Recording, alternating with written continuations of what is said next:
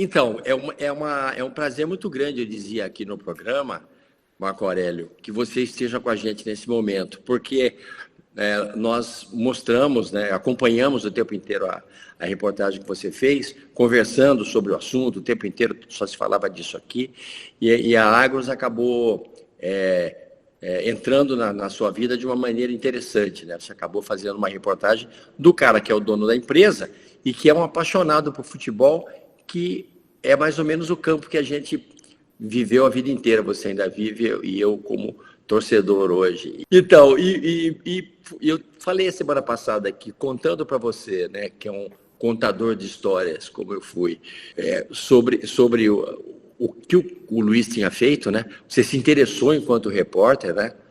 E acabou fazendo um trabalho maravilhoso. Não, assim, primeiro de tudo, né, tem alguns atores e atrizes que eles falam assim, quando eles ganham um grande papel, né, quando eles fazem um grande sucesso, seja num filme ou numa novela, no caso do Brasil aqui, eles costumam dizer que eles ganharam um presente, né? Na verdade, eu ganhei um presente, né? Presente de um grande repórter que eu sempre admirei quando eu nem o conhecia, quando eu ainda estava lá no Rio Grande do Sul e tal.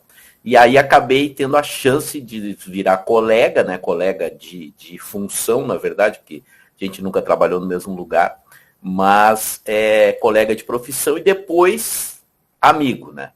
O nome desse cara que me deu esse presente é Luiz Ceará, né? As pessoas do Brasil inteiro conhecem. O cara tem muita história, tem muita bagagem.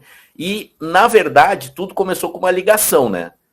Você me ligou, me contou a história, e eu já fiquei perdidamente apaixonado pela história sem nunca ter pisado num lugar.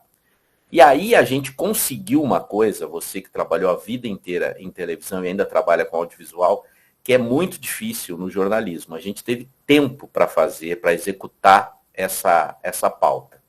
Então, eu e o Luiz Fernando Sonsini, que é o repórter cinematográfico dessa reportagem, e que também é teu amigo, trabalhou com você na Band, é um craque, a gente foi um dia lá só para conhecer o Palácio Verde. Para conhecer o Luiz e a obra dele. Então a gente passou lá, sem mentira, Ceará, umas 4 horas, eu acho. Tanto que quando a gente foi embora, eu falei pro Sonsini, você não tá com fome? O Sonsini falou, cara, eu tô com muita fome. Ele falou, também são 2 horas da tarde. Eu olhei pro relógio e falei, o quê? 2 horas da tarde? Eu pensei que era 12:30, entendeu? Tão boa foi a nossa conversa com o Luiz, e ele nos apresentando, e ele vai contando, e ele mexe lá nos botões, e aí uma coisa sai voando, vem uma fumaça, e ele conta como é que ele fez aquilo e tal. E aí, né, eu tinha ouvido de você, tinha conversado com a Bianca, que estava lá, assessorando tudo, nos ajudando, que o nosso grande desafio era convencer o Luiz a ser o personagem da história. Porque quando a gente vai contar esse tipo de história, a gente basicamente tem 2 caminhos, né? No caso da paixão dele, que é pelo Palmeiras, que é um clube, a gente poderia recorrer a um jogador do elenco atual, já que o time está ganhando tudo, podia tentar o técnico e levar essa pessoa até o Palácio para dar uma volta.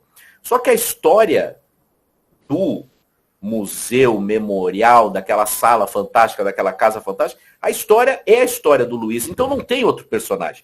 Se levasse o Abel Ferreira lá, não teria a força das pessoas em casa entenderem a paixão de um cara por um clube de futebol, né? Então, depois de conversar com ele bastante, tal, lá mais pro fim da noite eu dei a cartada e falei, Luiz, é o seguinte, o personagem é você.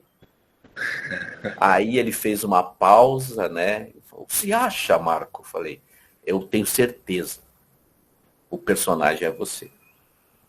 Aí começamos o processo de convencimento, né?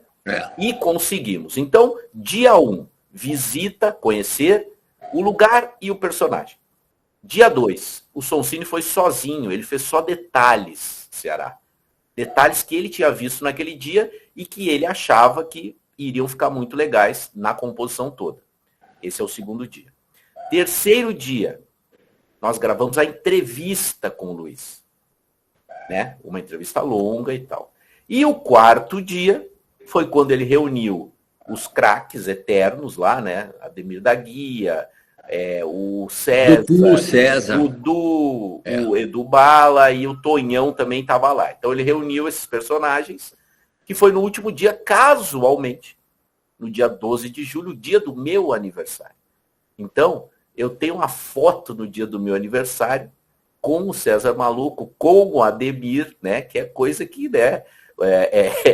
Os palmeirenses. É histórico, Eles né? são os maiores ídolos, né, Marco, do Palmeiras. Exatamente.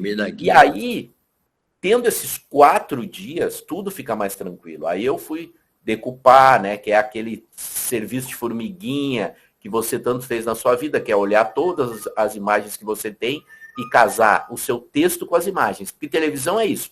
Se você que está nos ouvindo conhece alguém que trabalha na TV e não olha as imagens antes de escrever, esse cara é um picareta.